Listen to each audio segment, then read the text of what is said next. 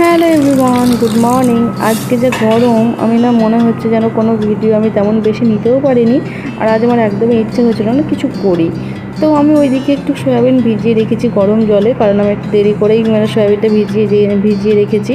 তারপরে আমি একটু চাটা খেয়ে এদিকে চলে এলাম একটু ঘর দুয়ারগুলো পরিষ্কার করতে। অনেক দিন হয়েছে যে আমি ঝুল ঝাড়ানো হয়নি। আর আমার কাছে একটু ফুল ঝাড়ু নেই, তার জন্য আমি এই লাচা দিয়েই পরিষ্কার করে নিয়েছি। তারপর তো এইখানে অনেকটাই সময় গেছে। তারপর আমি স্নান করে নিয়েছি। আর একমাত্র এক দণ্ড না ফ্যান ছাড়া থাকাই যাচ্ছে না এখন। আপনারা তো জানছেন কত গরম। আর জাস্ট আমি স্নান করে বার হয়ে এসেছি, তাও যেন ঘেমে যাচ্ছি। তারপর তো স্নান টান সেরে পুজো দিয়ে নিলাম। আর যতক্ষণ না প্রদীপটা ধরে ততক্ষণ আমি ফ্যান চালাতে পারি না, তখন আমার প্রচণ্ড অসুবিধা হয়। দুপুরে রান্না করেছিলাম একটু পাঁপড়, মুগের ডাল আর একটু আলু সয়াবিনের তরকারি। আজ নিরামিষ ছিল।